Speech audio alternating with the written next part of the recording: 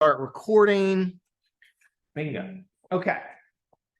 A lot of this stuff that we're going to cover today and on Wednesday is going to feed directly into stuff that we covered in metabolism and things that we covered in the cardiovascular system. Okay. Because that's the stuff that contributes to VO2max for the most part. Okay. And that's how we're going to mostly judge our state of aerobic training. So you guys are doing really good. Why will this not go? Okay. So just like we did with resistance training, why would I want to train? Candace, why would I want to train? Get better at what I want to do. Okay. I want to run a half marathon. At this point, I'd like to run a 5K. Then we should probably start there with everything. Okay. You want to do that. I want to get better at that particular activity. Okay. The other side point, and this is going to be, I'm going to draw some stuff back from health and fitness here, is very simply. Okay. Very, very simply. We're going to talk about VO2max and how we can change VO2max for the most part as our kind of marker of aerobic training status. The other piece of this that gets lost, okay, is VO2max is likely the single best predictor of health and longevity of any of our physiological measures that we can make. So if you can improve this, and this is not to discount the need to train with resistance training, to have muscle mass, to increase function, but of all of the things that we have data on that predicts mortality, that predicts cardiovascular disease risk, which is one of the big drivers of mortality, it's VO2max. Okay? It's VO2max. So when we talk about how we should do things, the other thing we got to keep in mind is this makes us healthier. Primarily because it's a metabolic issue and it's a cardiovascular system issue for where all of the adaptations take place. Okay? And if we look in the US, in other industrialized nations, cardiovascular disease is the leading cause of death. And then, a large portion of the population now has some sort of metabolic disorder, right? You're older, you're sedentary, you're obese, you have type 2 diabetes. And what we're going to do from an aerobic metabolic standpoint, we can address a lot of that. So keep that in mind as well. You don't have to train in order to run a marathon or a half marathon or set some kind of world record in like a 5K or something. Okay. Okay. So other things to keep in mind, but I hope you guys will see how it has built upon the stuff that we covered in our last unit. Okay. Remember what limits your ability to run a half marathon or run a 5K at whatever speed you want. It's fatigue. Okay, it's fatigue. At some point, you either are going to have peripheral fatigue and you're not going to be able to generate a sufficient amount of force, activate muscles and things in that way, or you're going to feel like shit and you're just going to be like, I'm stopping. I'm slowing down, I'm stopping, my blood glucose levels are low, my muscle glycogen levels are low, I am in pain, whatever it is. Okay, all of this is what limits your ability to perform. And so, right, that is due to lactate or hydrogen ions, due to glycogen and glucose, and an ability to maintain those things that we talked about, and potentially an inability to provide a sufficient amount of substance, to provide a sufficient amount of glucose or fat, which is very rare, but it might come into play. Okay, so what we want to try to do with aerobic training, running, biking, walking, I don't know, Stairmaster, whatever way you like to torture yourself in some ways, is drive some changes that limit fatigue. Drive changes that limit the accumulation of lactate or hydrogen ions. Drive some changes that help us not deplete blood glucose and muscle glycogen quite so fast. Drive some changes that allow us to use fat better. Okay? Those are going to be the things that are going to limit fatigue.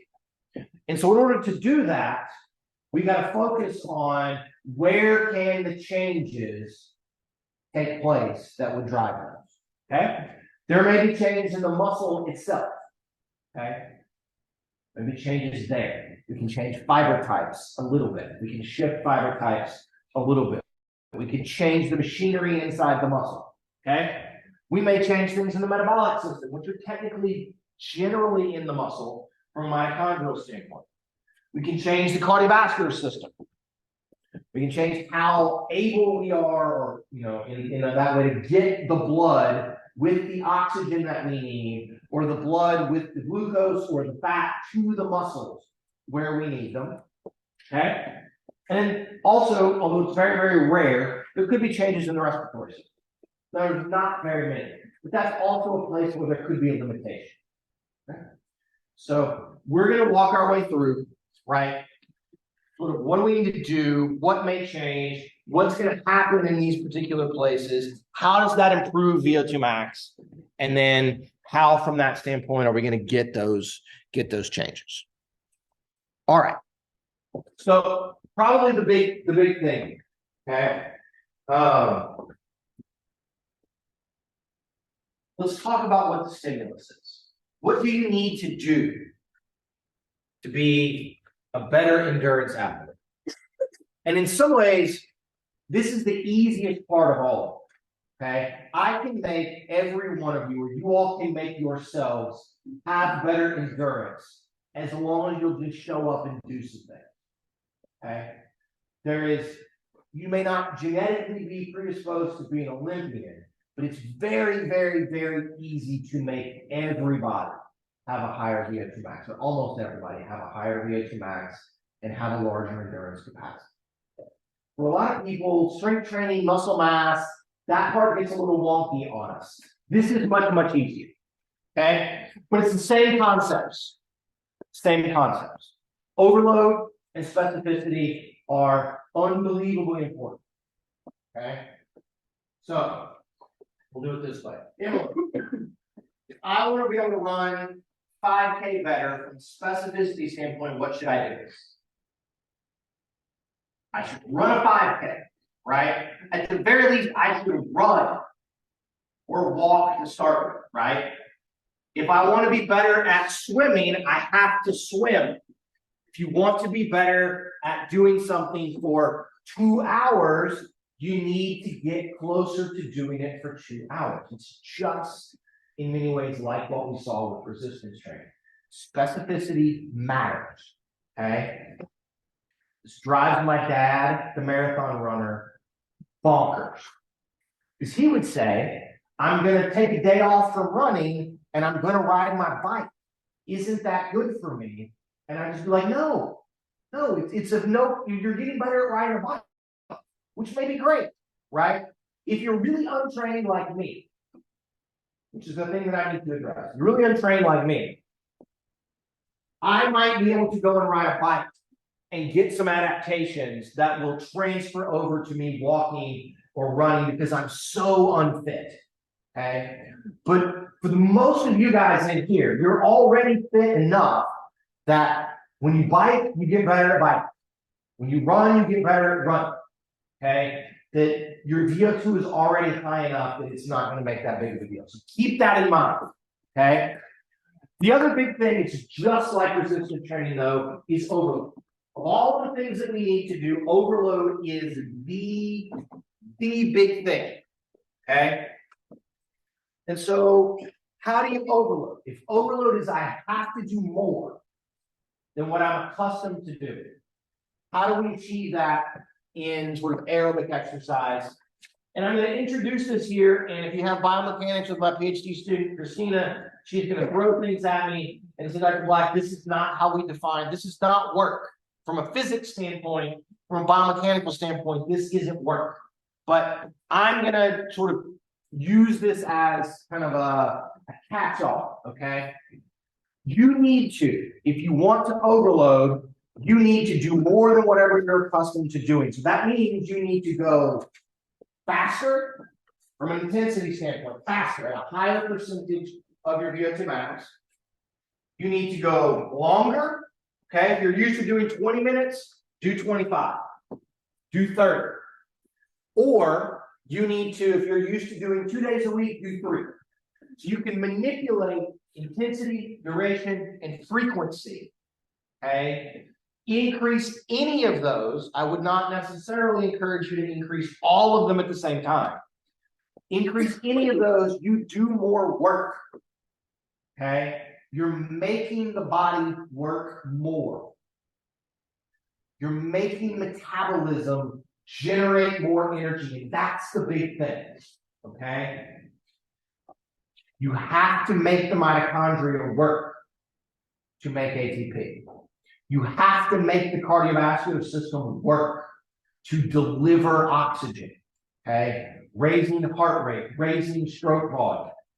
Okay, you have to provide a stimulus so that it will make new capillaries and things. And so we do that by increasing these sorts of things. Okay, if we increase any of those, we're likely going to stress the system and cause fatigue. Okay, and it's the sort of attainment of fatigue, just like the attainment of failure when you do resistance training. The attainment of fatigue is the primary stimulus that drives change or that drives an adaptation. Right? So that's how this is going to work. And you will see when we move on a little bit towards the very, very end, there are ways to get a lot of fatigue really fast that do not seem like they are aerobic exercise, and yet they drive changes in aerobic metabolism. Okay? Have you guys heard of high intensity interval training? The single worst thing in the entire world. Okay? We're going to go over to Sarkey's. We're going to run a lap around the track as fast as you can. And you're going to walk a lap, run again. Do it 5 times. We're going to do that 3 or 4 times a week. We'll get just about the same changes in our aerobic metabolic parameters as if you went and jogged 3 miles or something 3 or 4 times a week. Okay? Intensity is really, really important because it drives so much fatigue. And we'll see that kind of going on here. Okay? Questions about this? I should probably also say what we're going to talk about in the next few slides. Okay? We're going to talk about the effects of altering intensity, duration, and frequency very, very simply on changes in VO2 max. Okay? I want to denote that now. This is VO2 max. VO2 max predicts health.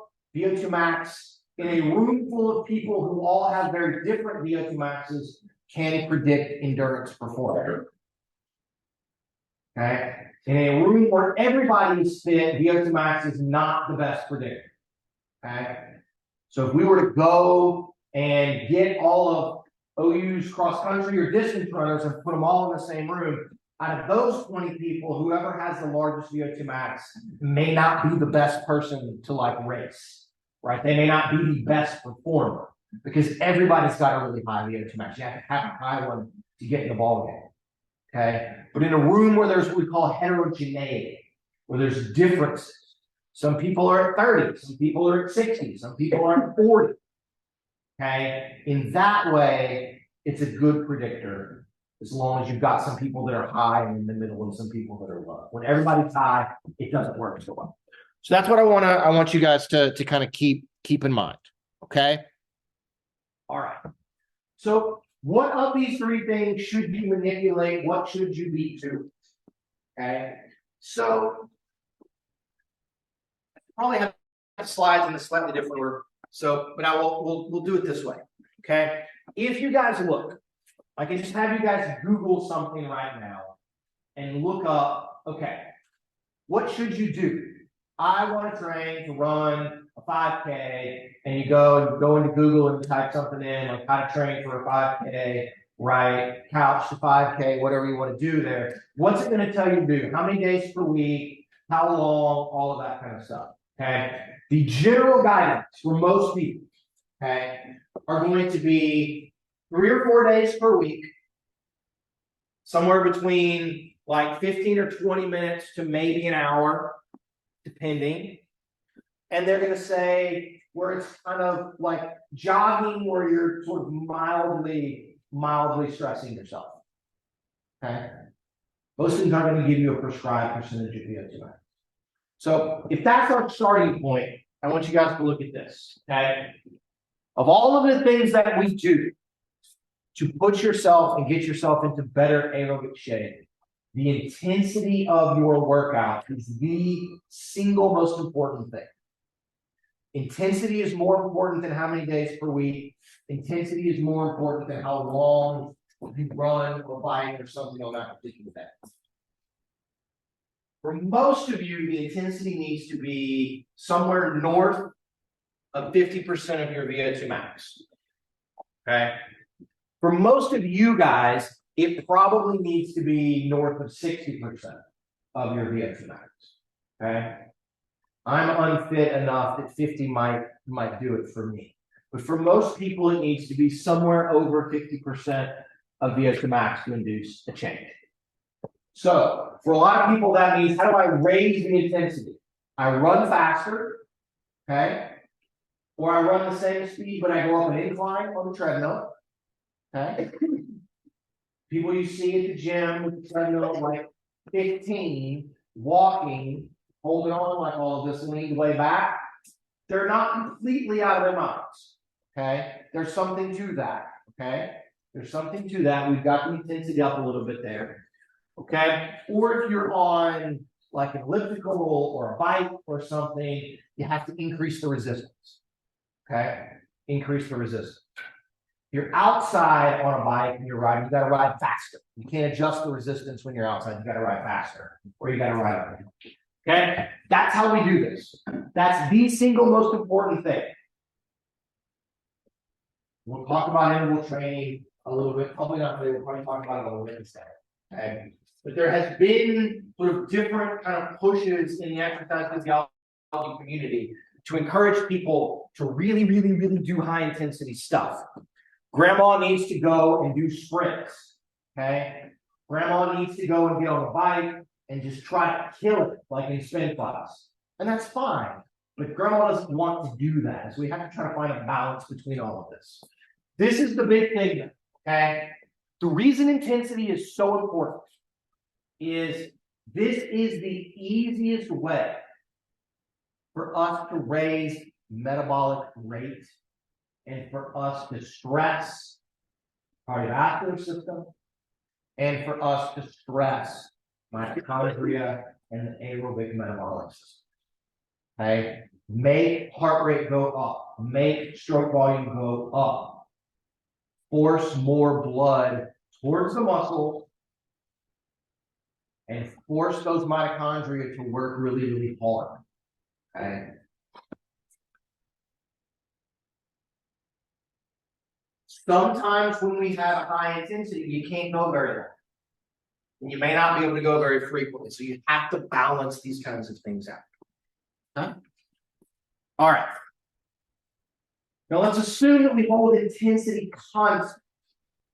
Okay. You're going to do a brisk jog, like 60% of VO2 max, something like that. Okay. If you do that, then we can change the duration. I'm going to jog for 15 minutes. Great. Good. 20 minutes would be better.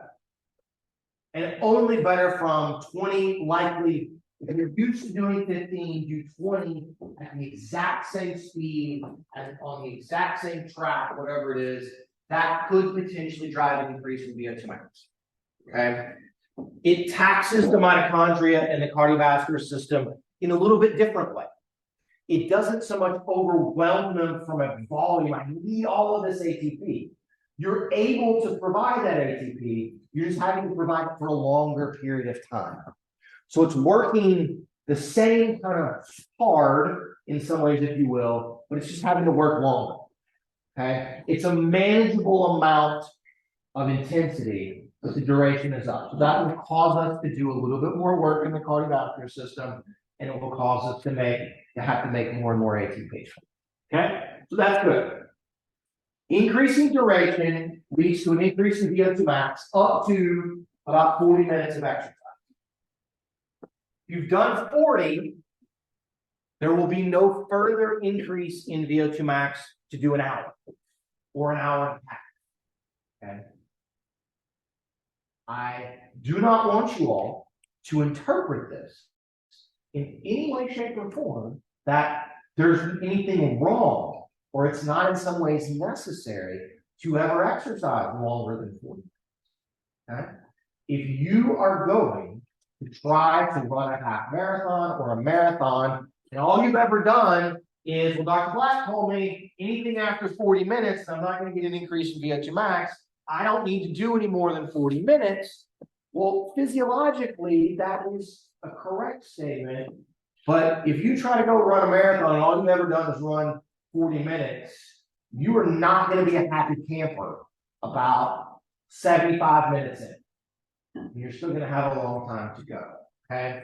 And we will on Wednesday discuss just ever so briefly why that's going to be the case. Why, even though your VO2 max doesn't go up anymore, it's actually beneficial to experience that time, to experience that distance, to experience what you feel during that time and that distance in order to be able to accomplish your goal once you kind of get there. Okay? Similarly, if intensity is the same and duration is the same, okay? If I add another day of exercise in the week, I can also potentially make the VO2 max go up by doing that. Okay? I've been doing 3 days at 60% of max for half an hour. I'm going to add a 4th, or I'm going to add a 5th. Okay? Up to about 5 days per week, doing an extra day will increase VO2 max a bit. At 5, yeah. Then 6 and 7, probably not going to help us a whole lot more from a purely VO2 max standpoint. Okay, so one of the big things that we're making a much bigger deal of these days with athletes is rest, recovery. Okay, those are different things, but this idea of I gotta go 7 days per week, and I gotta go 3 times a day, 7 days a week, you may kill yourself, and like metaphorically, you may do too much and actually kind of knock out some of your performance. Okay, so this is the stimulus. Okay, we need to sort of swamp the cardiovascular system and the metabolic system, aerobic systems from an intensity standpoint. We need to push them longer up to a point from a duration standpoint, and we need to push them more frequently from a day's up to a point. Okay? That's how all of that's going to go. Now, there is a limit, guys. There is a genetic limit for most of you on how high you can make your VO2 max. Some of you can train, do all of this stuff, and your VO2 is never ever going to go up. Some of you already have a high VO2, you probably never run a day in your life. Thank your mom for that. Okay, you probably have lots of mitochondria that you got from your mom. So we'll talk a little bit about kind of how this is gonna kind of work out as we go along. Okay.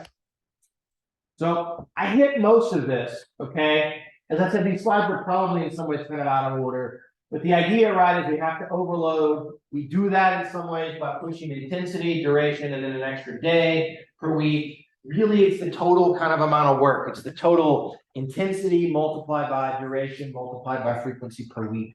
That's gonna help us. It's gonna be able to do these kinds of things.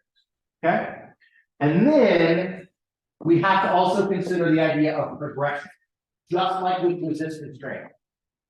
And the idea is when you do something and you adapt and it becomes easier, then you have to make it hard again.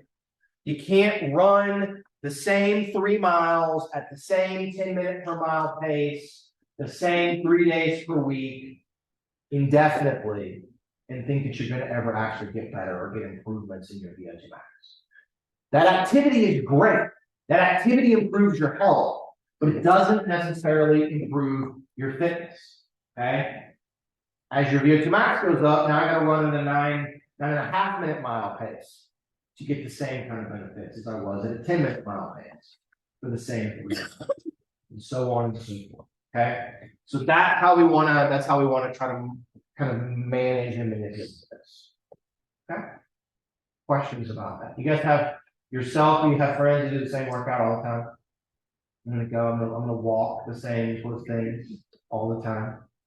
So if you have a friend who thinks they're gonna get fit by walking, at y'all's age, not the best. You're gonna make me come walk with my wife. Have I told you? So my wife is 5'3". Our waist is at the same place. She's all arms and legs and no midsection. Just a terrible time buying pants and tops and things. And I'm all midsection. We're hoping Ellis is going to be like right in the middle of it. She's going to have like better proportions.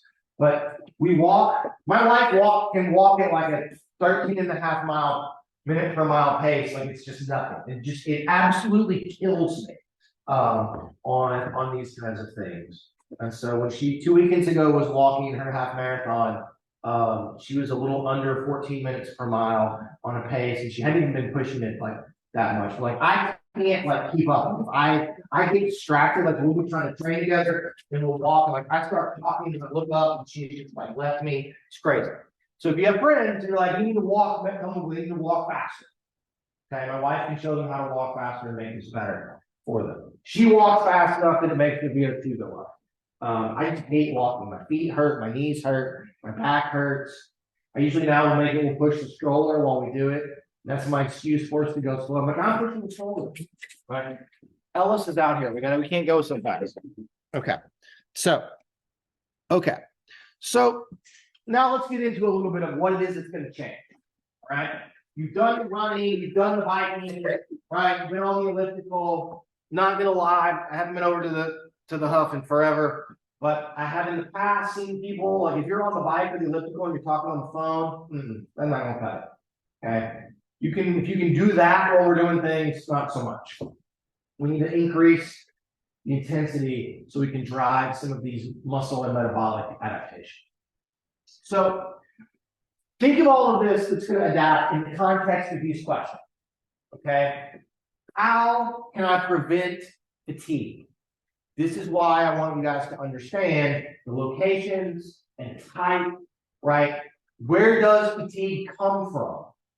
And if I'm going to get adaptations to limit the accumulation of that fatigue, then we can trace it backwards to if fatigue comes from the production of lactic acid, then a way to limit fatigue is to limit the production of lactic acid.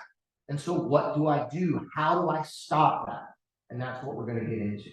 If fatigue comes from, which very rarely does, but if fatigue comes from the depletion of acetylcholine at the neuromuscular junction, then I need an adaptation that would give me more acetylcholine or limit the depletion there. And does that kind of make sense to you guys? Okay. There's a reason to cover fatigue before we get into this, because I'm hopeful that you guys can think your way through and see the connections in the midst of all of this. Okay. So let's talk about what we need. Okay. From a metabolic standpoint, in the glycolytic system, so creatine phosphate, okay, that's kind of an anaerobic. What I really mean though is in sort of from glucose to pyruvate, okay, in the Embden-Meyerhoff pathway, and in some ways even from the glucose to pyruvate, and then even what happens with lactate dehydrogenase, there's really no adaptations, okay? There's very, very few adaptations. So if I tell you that once you become better trained, you make less lactic acid at any given exercise, sort of absolute intensity and relative intensity, it's not because there's a change in glycolysis. Okay? There's not a change. Can you guys imagine a scenario where, let's just say, All right, we're back. Who remembers what's the rate limiting enzyme in glycolysis? Do we remember to test it? Phosphofructokinase. Very good. Okay. What would happen? Let's say I want to limit production of lactic acid. So what I'm going to do is I'm going to shut down glycolysis. Okay. So we have an adaptation where PFK slows down even further. Okay. It slows down further. Less glucose goes to pyruvate, so then there should be less of a chance to make that pyruvate into lactic acid. That could prevent the production of lactic acid. Why might that be bad from an aerobic metabolic standpoint? Why would it be bad? Anybody?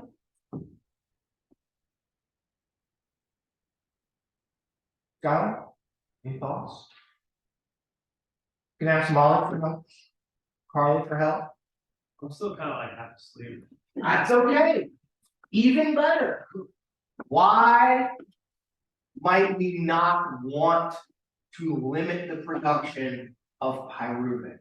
Why would an adaptation where PFK becomes even slower and we turn less glucose into pyruvate, why might that not be a good thing for aerobic metabolism, even if it would prevent the formation of lactic acid, which we know can cause fatigue?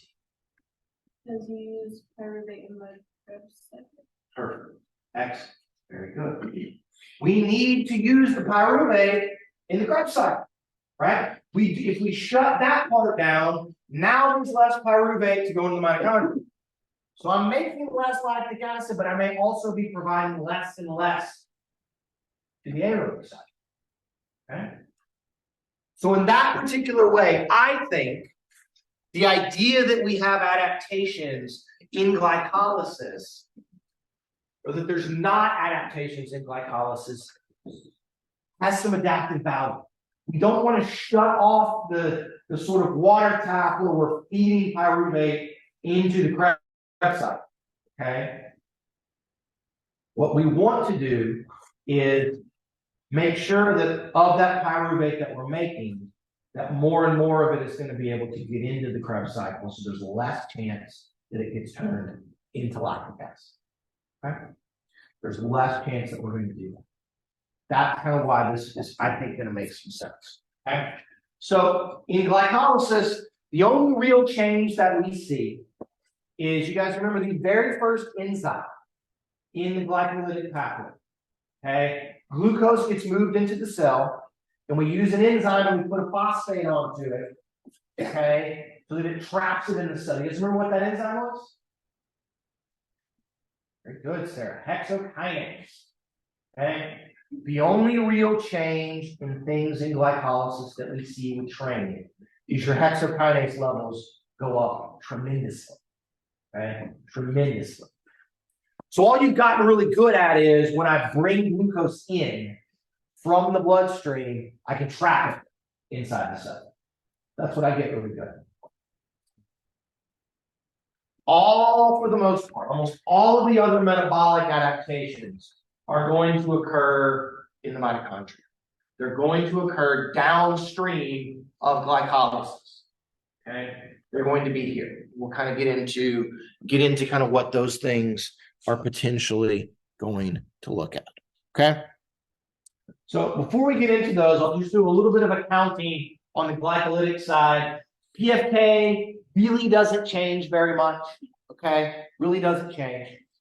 There's a little bit of evidence that maybe if you train in certain ways, it's a little bit different. But for the most part, PFK doesn't change. Okay. Hexokinase goes way up. LDH may become a little bit less active, but that is likely a consequence of switching from type 2X to type 2A fibers. Okay. It's probably more so than kind of anything else that's going on. Okay. So you still have this same relative capacity from an enzymatic standpoint to turn pyruvate into lactic acid. But we're going to do that less and less because much more of that pyruvate is going to go into the Krebs cycle. Okay. So one of the reasons and one of the kind of positives of hexokinase is that we trap more blood glucose. So we spare a little bit of muscle glycogen from doing that. And then by sort of using a little bit more glucose there, maybe we make less lactate, maybe there's a little bit here. The big issue with less lactate comes from the aerobic side, right? We just put more pyruvate into Krebs so it doesn't get to interact with LDH. Okay? So there's not a lot that goes on there. Where there is a lot of stuff that happens is on the aerobic side. Okay. If you are untrained and we begin to train you, most of you can virtually double the amount of mitochondria in your muscle fibers. In addition to doubling the number, the ones you have will get bigger. Okay. So you go from 1 to 2, and those 2, each of them are even bigger than the original one. Okay. So we make new ones, we repair and make the ones that we have function better when mitochondria gets bigger. There's more membrane on the inside. What's in the membrane? Electron transport chain. Okay. There's more space in the matrix in the middle. What goes on in there? The Krebs cycle. So having more of them and having them be larger, we have more machinery, more enzymes, more cytochromes, okay, more ATP synthase enzymes. We have more capacity to take pyruvate, put it through the Krebs cycle, steal those electrons, run them through the electron transport chain, and make ATP in aerobic metabolism. Okay? Doubling of mitochondria. Now, part of this is going to be a little bit due to a shift from type 2X to type 2A fiber types. So your type 2 fibers are going to go that way. 2As tend to have a capacity to have more mitochondria. They also have a little bit more efficient myosin ATPase. So they're a little better. Their fuel mileage goes up a little bit because of that. Okay. But we tend to see an increase in mitochondria in type 1s. If you have 2X's left, they're going to have more. But the big thing is you double mitochondria in 1s, you shift your 2X's to 2As, and you get this giant increase in mitochondria in your 2A fibers. Okay? In your 2A fibers. Per their size, there's an argument to be made that you have greater mitochondrial number, we call it density, number per area of fiber in 2A fibers than you can have in type 1 fibers. Okay? And so this giant capacity to increase this. Okay? This adaptation, this increase in mitochondria is going to shift a whole bunch of things that happen and a whole bunch of the changes that we see in what's going to go on during a bout of exercise. Okay? It's going to shift what happens when you're resting. Okay? It's going to shift where you get your energy from, what substrate. It's going to shift where you get your energy from at rest, during exercise, and so on and so forth, in addition to driving and increasing the energy. Okay? Really, really powerful, really, really important. One of the things that happens as you age, your mitochondria don't work as well. Mitochondria get DNA damage. Okay? And so if those get messed up, then you can't respond to training as well. If they get messed up and they don't work right, then you can't do the same amount of exercise as you could before. Any single bout becomes more difficult, and that can be a big issue. We are learning a huge amount about what goes on with mitochondria and how that affects cancer. Okay?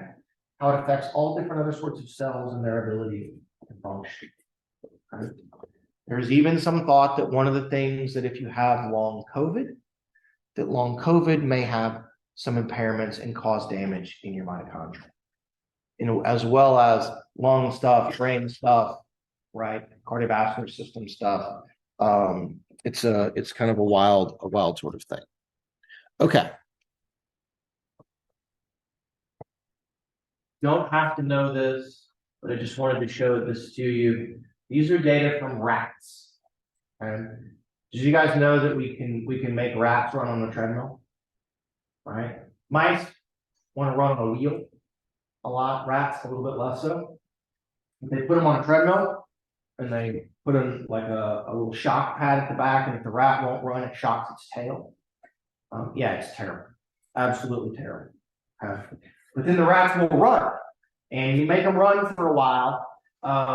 Mice especially love to run. They do a lot better when they run. They're very, very active sorts of things. But these are these are the very, very first data. Okay, they were published in 1967 by a guy that we talked about on like the first day of class. His name is John Halazzi. He's at Washington University in St. Louis. These are the very first data on what happens to mitochondria when you exercise train somewhere. Okay, this led to looking at this in people. Okay, they did 12 weeks of training, 5 days per week in these rats, 10 to 30-minute bouts, and they progressively increased the speed of the treadmill and the length of the bout. And so what you guys can look at is the rats are all genetically identical. So you have some that don't do anything, they're sedentary. You have some that exercise. You can look at what's happening in their gastroc and in their soleus. This is cytochrome oxidase and succinate oxidase, right? These are going to be electron transport chain enzyme, Krebs cycle enzyme. You will note that the capacity, the numbers there, they don't mean anything to you, but the numbers are bigger in the exercising group. So they have more of these kinds of things. Here we have mitochondrial protein content. So they, of course, they run them and then they kill them and they take the muscles out and they grind the muscle up and they look for how much mitochondrial protein. And in this, they went from, this is milligrams of protein per gram of muscle tissue. So it's kind of a density, but it was about 3 and it went up to about 4 2/3. Okay, with 12 weeks in the midst of all of this in the exercise of people. Okay, so this is how we know. We have data in humans, it goes up even more in humans. The rats tend to be very, very active. It varies upon their fiber types. Their soleus is super slow, their gastroc is not. And so we see things that are a little bit different in people. But this was the first data on, one of the things that exercise does that makes metabolism change is you get more mitochondria. And that may all seem very obvious to you, but in 1965, when they did this, we knew that it happened, but there was no data, right? There were no data in the midst of all of us. So this was one of the things that we see from there, okay?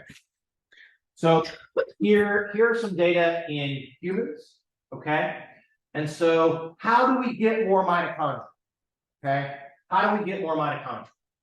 And then what is it about exercise that stimulates that synthesis of new mitochondria? So mitochondria have their own genes. They have their own DNA. I'm sure you guys all knew that, right? You get the mitochondria, your mitochondrial DNA is different from your regular cellular DNA a little bit. Mitochondrial DNA comes from your mother, okay? And so what we need to do, though, is we need to basically tell the genes in the mitochondria to turn on and to make more mitochondria, okay?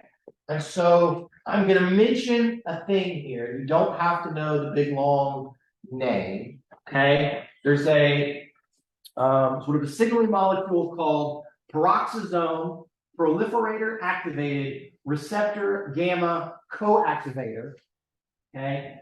Or what we loosely refer to as PGC1 alpha, okay? PGC1 alpha in many ways is the aerobic metabolism analog of mTOR. You guys remember mTOR from resistance training? mTOR is kind of that hub where everything that's going to lead to us getting bigger muscles likely needs to activate mTOR in some way, shape, or form, and then downstream, boom, stuff happens. To get more mitochondria, we think we need to turn on PGC1 alpha, okay? And so what you can see is PGC1 alpha, messenger RNA levels after training, before training. When you train, you turn on PGC1 alpha, okay? Here is the amount of PGC1 alpha We're going to see it in type 1 fibers, type 2A, type 2X, before training, after training, up in all of them, way up in 2A fibers, up a little bit in 1s, way up in type 2.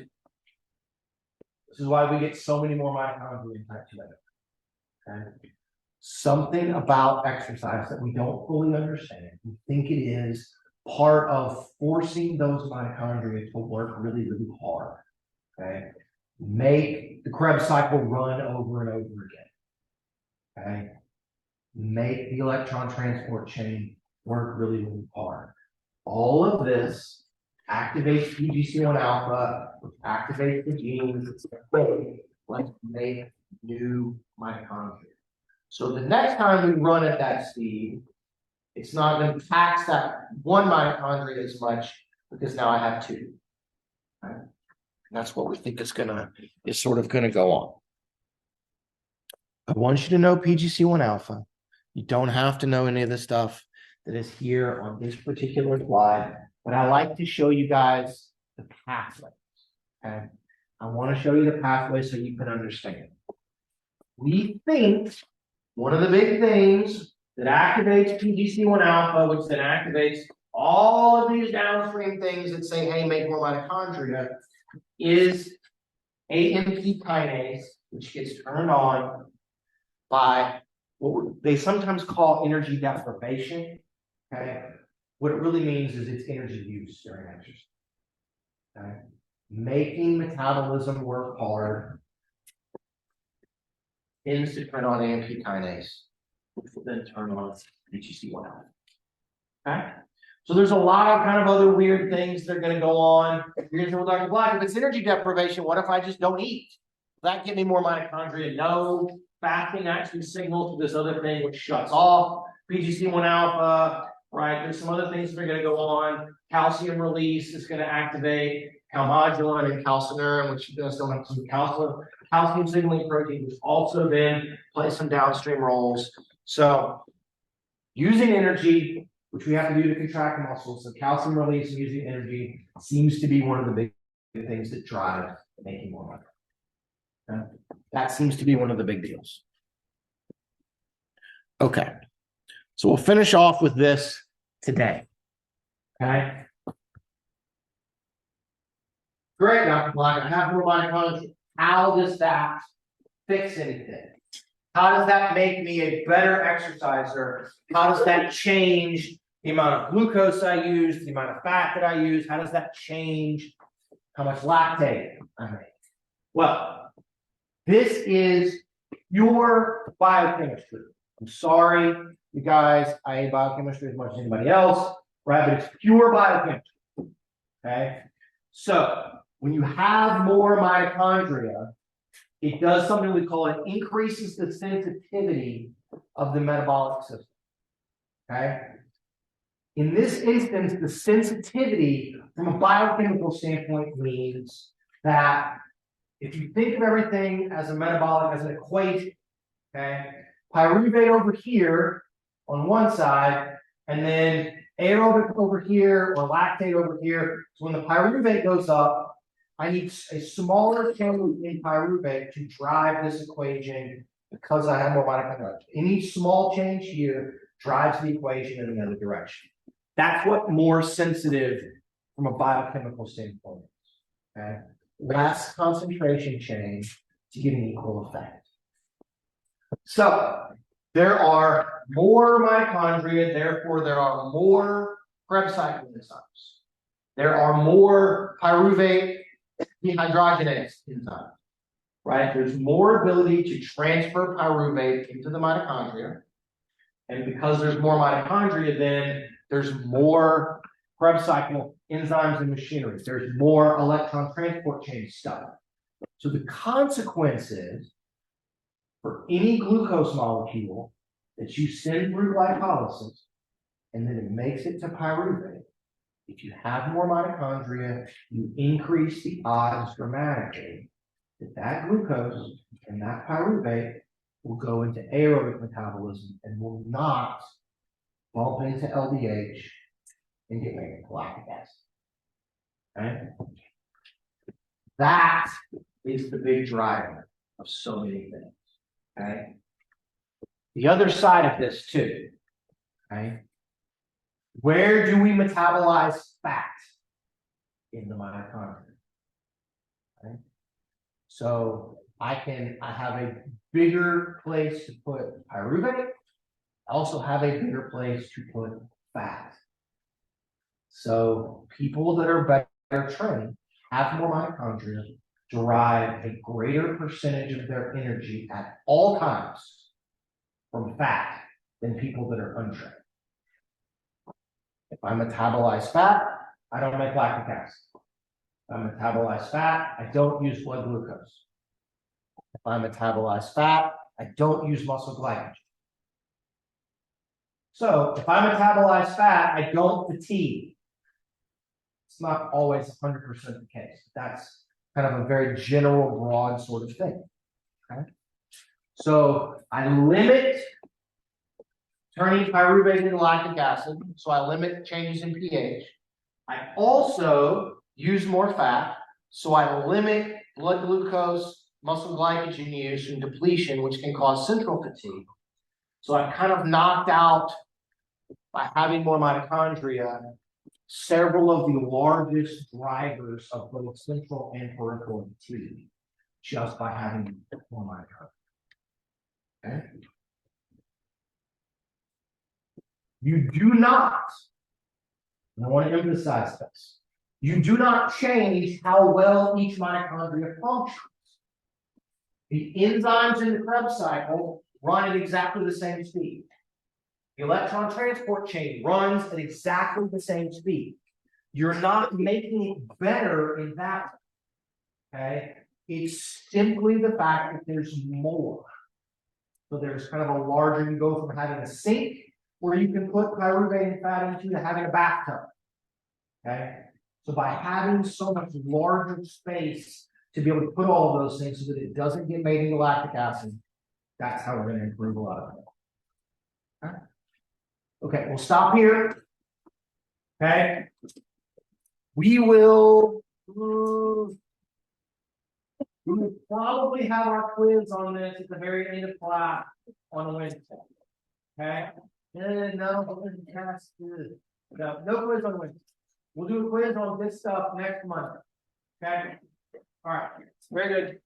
Y'all have a good couple of days, guys.